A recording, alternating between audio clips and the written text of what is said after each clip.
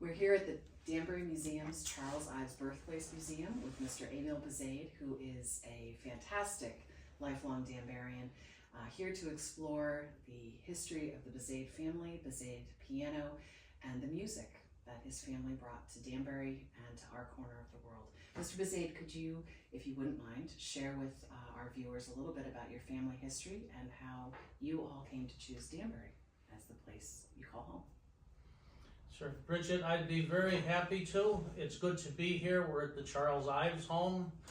Let me start with this little piano here. This is an old friend.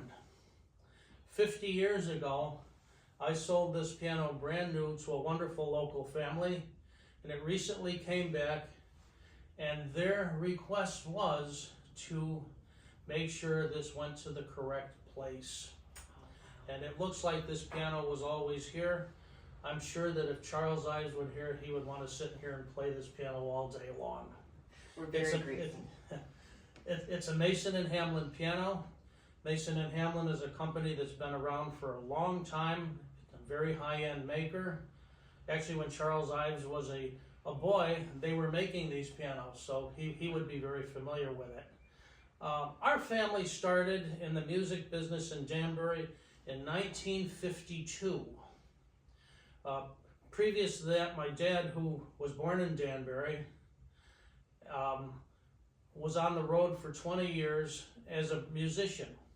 In the 40s, he worked for Warner Brothers as an orchestra arranger, doing all the war bond films, like when the Marines hit the beach, and he used to do all of that. In the early 50s, he became a life member of the Musicians Union in Las Vegas and used to tour around. He toured around with the big bands like Ellington, Count Basie, Fats Waller. My mom, she was also a musician. She was a concert pianist, a Juilliard grad when young Italian women were not really out in the field. This was in the 40s. She toured with the USO, with the band. They did shows with Bob Hope, mostly hospital circuits for people who had come back from the Pacific Theater. And she and my father met, and they decided to raise a family in Danbury. So my father came back, and they had the Buzaid School of Music. It's a lot of piano lessons.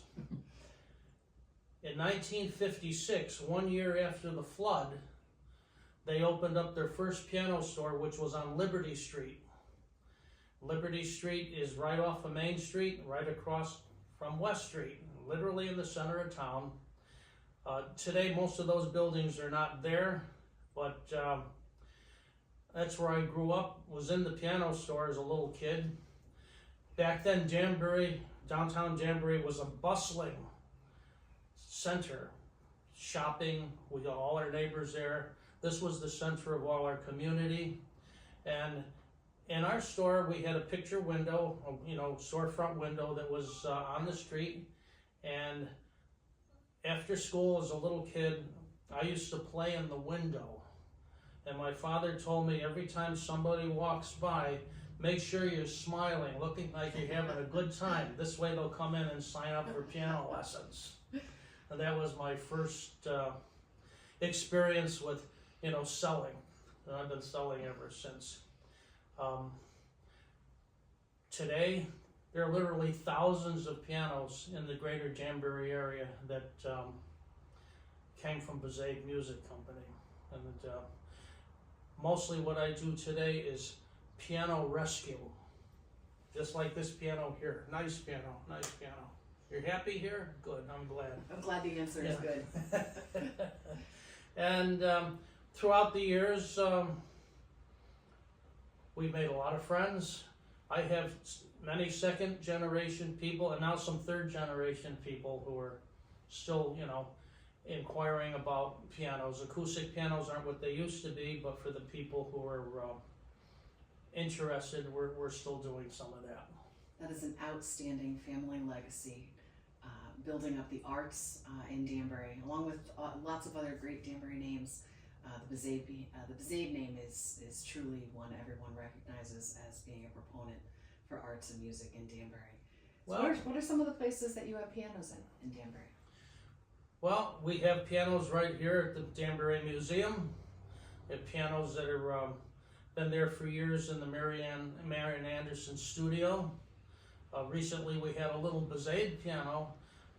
We had our own line of pianos that we used to specially prepare. They were a nice piano that were reasonably priced, and that little piano served there for over 20 years. Everybody was very happy about it. A big Yamaha piano just arrived there from the Richter House, and that piano served at the Richter House since the late 60s. I know because I delivered that piano. And that piano came from our piano store that at the time was located on 11 Spring Street, which is now the Dorothy Day House. So that piano has a lot of history. I played it the other day, and I think it's as good or better than ever. So I think it will do well there. There are pianos throughout. We spent a lot of time years ago with the Danbury Music Center. My mother was one of the first people on the Cultural Commission. And at that time, I know Marian Anderson had been involved. Due to the fact that she was, as a little boy, I got to meet Marian Anderson a couple of times. And even though I really didn't know who she was remarkable. You could tell just by being in her presence. And not only a remarkable performer, but as a person, she was a giant. And she had quite a history. If anybody today looks at the history of Marian Anderson, she was big time in the 30s, world class all over the world. The one story everybody I think remembers her for is the fact that in Washington, I believe 1939, she wanted to perform in Washington, and the Daughters of the American Revolution were not happy because of her color. And Eleanor Roosevelt took issue with that and arranged for Marian Anderson to perform at the steps of the Lincoln Monument. I think 75,000 people showed up for that. This is way beyond, yeah, I know, it is, it's something like that. I could see it have a reaction drop, stuff like that. I mean, the first time I realized 75,000 people showed up. Unbelievable This number. is in 1939, before there were super highways. It was Easter Sunday as well. It was. Yeah, this was a big deal to make that kind of a thing.